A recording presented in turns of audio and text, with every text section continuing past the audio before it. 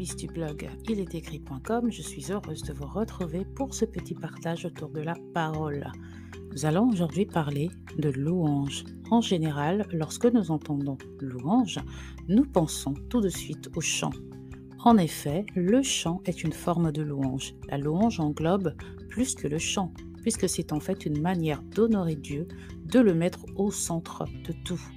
Nous allons voir dans ce podcast le sens profond de ce qu'est la louange à Dieu.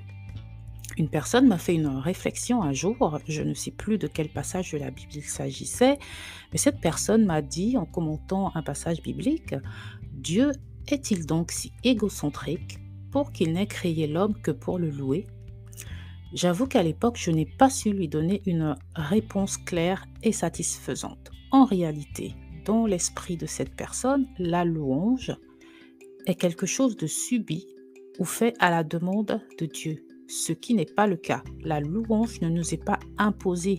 La véritable louange est naturelle, spontanée et inévitable face à la nature même de Dieu, à sa magnificence, à sa grandeur. Louer, c'est en général témoigner de son admiration, de son estime. Si nous le faisons pour des êtres humains de manière volontaire et non forcée, il en est de même avec Dieu. Simplement, à cause de sa nature extraordinairement extraordinaire, la louange de Dieu prend une toute autre dimension.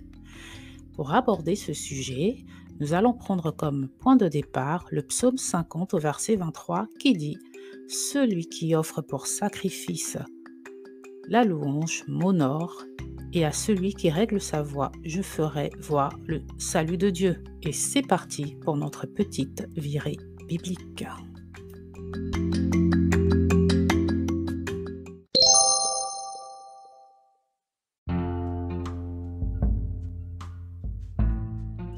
Nous allons donc nous focaliser sur la première partie de ce verset 23 du psaume 50 qui dit « Celui qui offre pour sacrifice la louange m'honore ». Dans ce verset, nous comprenons que la louange est un sacrifice que nous offrons à Dieu. Nous savons que dans la Bible, tout se fait volontairement avec Dieu. Nous avons même le choix de le suivre ou pas. Nous lui offrons donc toutes choses librement. Première caractéristique donc de la louange, elle est libre ou volontaire. Ensuite, une autre chose nous interpelle. En hébreu, le mot « offrir » vient de « zabak » qui signifie « sacrifice ». Donc, comme nous le dit notre verset, la louange est une offrande qui implique un sacrifice. Donc, qu'est-ce qu'un sacrifice ? C'est quelque chose qu'en général, que l'on tue, voilà, c'est présenter une chose tuée. Donc, c'est renoncer à quelque chose ou se défaire d'une chose. Ce qui signifie que lorsque nous nous mettons en mode louange, nous sacrifions quelque chose devant Dieu. Nous nous défaisons de quelque chose devant Dieu. Nous allons développer cette idée dans la deuxième partie de ce podcast par des exemples. Nous arrivons enfin sur le mot louange lui-même. Que signifie ici ce mot dans le texte ? Dans certaines versions, telles que la Louis II, le mot louange est traduit par action de grâce. Le verset devient donc « Celui qui offre pour sacrifice des actions de grâce me glorifie ». Donc la louange est une action de grâce, une attitude de reconnaissance envers Dieu. Pour finir, ce verset nous dit que louer, c'est honorer Dieu. Qu'est-ce qu'honorer ? C'est glorifier, de l'hébreu kabad, qui signifie entre autres considérer, faire éclater la gloire, la renommée, le mérite d'une personne. Donc, nous avons vu que le mot louange dans l'hébreu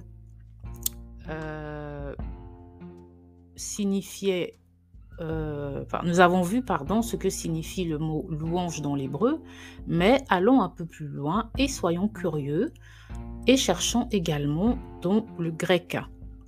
Dans le livre hébreu au chapitre 13, des versets 15 à 16, nous lisons « Offrons donc sans cesse à Dieu par Jésus un sacrifice de louange, c'est-à-dire le fruit de lèvres qui confessent son nom.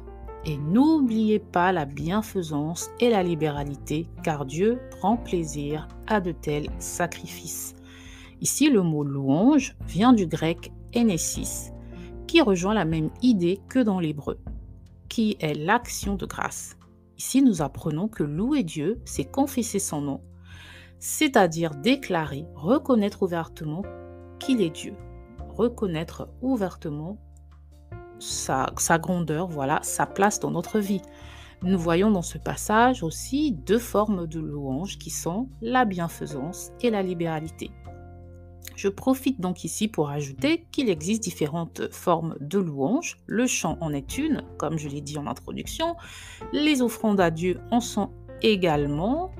La prière, le service à l'église ou simplement tout acte mettant Dieu à l'honneur ou au centre de tout est considéré comme une louange. Une œuvre d'art peut être une louange, une forme de louange également. Notre vie doit être une louange à Dieu dans son entièreté, c'est-à-dire qu'il doit non pas être à la première place comme on le dit souvent, mais prendre toute la place, être au centre de notre vie. Un intervenant dans mon église locale a dit cette chose. C'est une idée que je ne retrouve pas dans les versets que nous avons cités précédemment, mais je trouve intéressant d'en parler. Il a dit que louer, c'est se prosterner devant le Père et baiser sa main. En effet, si nous prenons par exemple le psaume 95 des versets 6 à 7, il est écrit « Venez, prosternons-nous, inclinons-nous, fléchissons les genoux devant l'Éternel, qui nous a fait, car il est notre Dieu, nous sommes le peuple qu'il fait paître et les brebis qu'il conduit. » En fait, dans le texte, il s'agit d'adorer, de s'humilier devant Dieu pour le vénérer, le louer.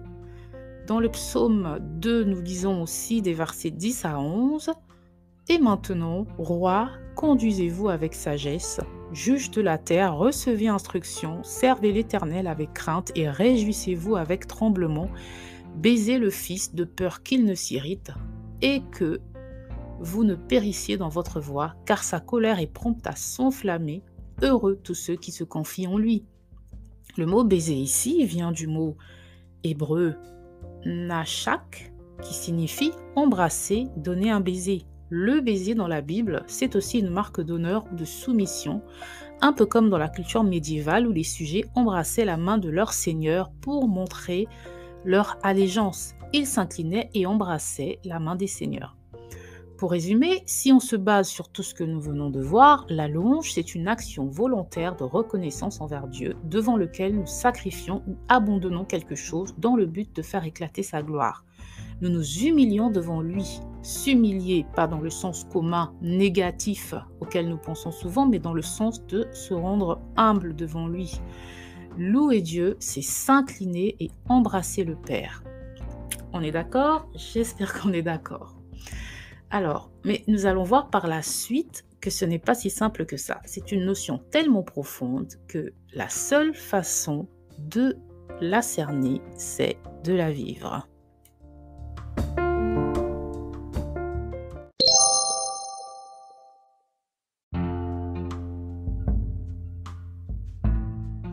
Nous allons maintenant prendre deux exemples pour illustrer ce qu'est la louange véritable. Alors, premièrement, allons dans Luc au chapitre 7, des versets 36 à 50. C'est un long passage, je vous invite à le lire en entier.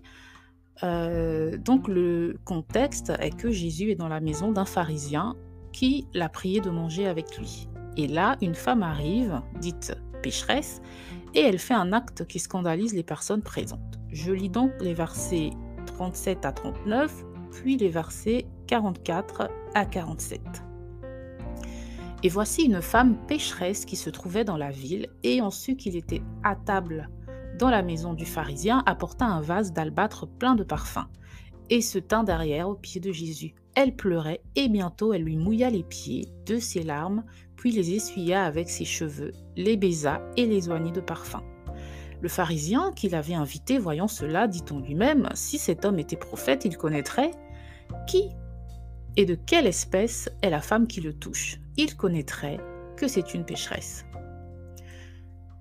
Verset 44, puis se tournant vers la femme, il dit à Simon, donc là c'est Jésus qui parle, « Vois-tu cette femme? Je suis entré dans ta maison et tu ne m'as point donné d'eau pour laver mes pieds. Mais elle a mouillé de ses larmes et les a essuyés avec ses cheveux. Tu ne m'as point donné de baiser, mais elle, depuis que je suis entrée, elle n'a point cessé de me baiser les pieds. Tu n'as point versé d'huile sur ma tête, mais elle a versé du parfum sur mes pieds. C'est pourquoi, je te le dis, ses nombreux péchés ont été pardonnés, car elle a beaucoup aimé, mais celui à qui on pardonne peu, aime peu.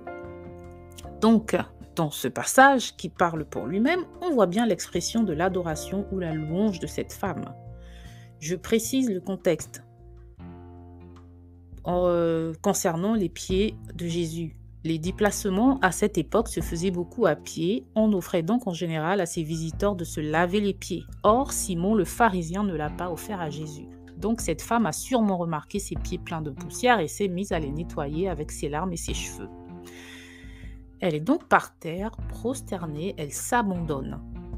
Donc ici, l'acte de sacrifice passe par l'abandon de sa personne, peut-être même, entre guillemets, de sa fierté. Elle pleure sans même se préoccuper, décidément, de ce dont, sans se préoccuper de ce dont pensent les autres. Elle lave les pieds de Jésus avec ses larmes et les essuie avec ses cheveux. Mais aussi, elle lui déverse un parfum d'une grande valeur. Cette femme est venue de son propre chef adorer Jésus. On ne connaît pas son histoire, mais visiblement elle a été touchée par la personne de Jésus et est venue l'honorer par ses gestes. Notre deuxième exemple, c'est celui de David, dans Samuel 2 au chapitre 6. Je cite donc des versets 14 à 16. David dansait de toute sa force devant l'Éternel et il était ceint d'un éphod de lin. David et toute la maison d'Israël firent monter l'arche de l'Éternel avec des cris de joie et au son des trompettes. Comme l'arche de l'Éternel entrait dans la cité de David, Michal, fille de Saül, regardait par la fenêtre et voyant le roi David sauter et danser devant l'Éternel, elle le méprisa dans son cœur. Dans ce deuxième exemple, nous voyons comme forme de louange la danse. Vous verrez, si vous lisez ce chapitre 6 en entier, que David a aussi offert à Dieu des sacrifices, des holocaustes. Il y a donc eu sacrifice.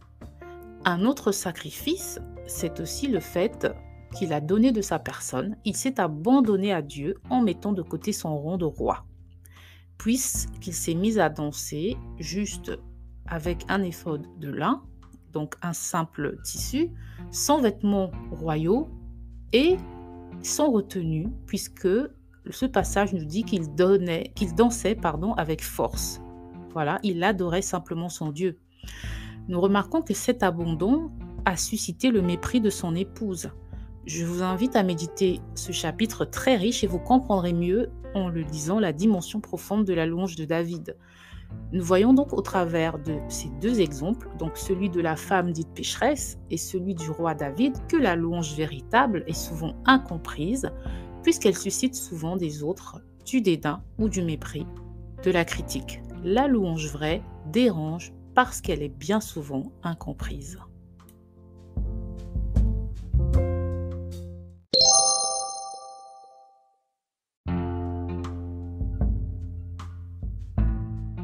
Pour conclure, nous avons vu que la louange est un don ou un abandon de soi devant Dieu, une forme d'action de grâce volontaire et non subie. Louer Dieu, c'est s'humilier devant lui, c'est le confesser, c'est le vénérer, c'est l'embrasser dans toute sa splendeur. La louange peut prendre différentes formes, la danse, le chant, la prière, la peinture, ce sont des formes de louange. Mais la louange, c'est avant tout un état d'esprit et on va dire une manière de vivre. C'est-à-dire que lorsque nous mettons Dieu au centre de nos vies, nous le louons. L'offrande de nos vies à Dieu, c'est la louange par excellence. N'oublions pas, comme nous le dit le psaume 145 au verset 3, « L'Éternel est grand et digne de recevoir toute louange. Sa grandeur est insondable. » Voilà pour aujourd'hui. Merci de m'avoir écouté et à bientôt, j'espère, pour de plus belles aventures bibliques. Ciao!